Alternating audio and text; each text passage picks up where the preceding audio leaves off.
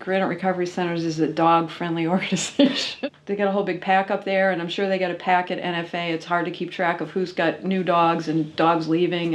And here we've got, we've got Wyatt and we've got Ziggy, but he's great here. In a lot of ways, Wyatt is going through that recovery process too, because he's really had it kind of tough.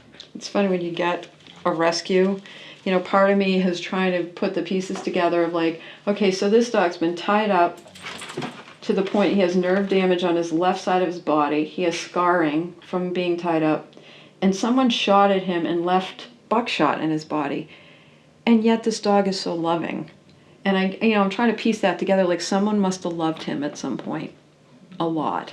There's nothing like having a group and having Wyatt come in the group. The energy in the room changes immediately. And we've got clients who are in the recovery process. They're still struggling. They're struggling with fears. They're struggling with like getting to the other side of that fourth and fifth step. They have this experience with him in the room where they all soften together.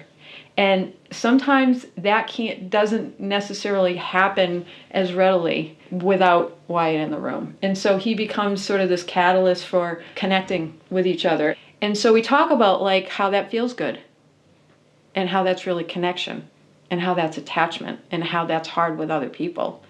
But it's easier with Wyatt. And it's good for him because he's had folks that haven't been very nice to him in the past, and he's gaining trust, and he usually ends up in the middle of the group on his back with this, he's great to have here. It's a great opportunity. But sometimes having Wyatt just come in the room, there's a change in energy, and they become more vulnerable.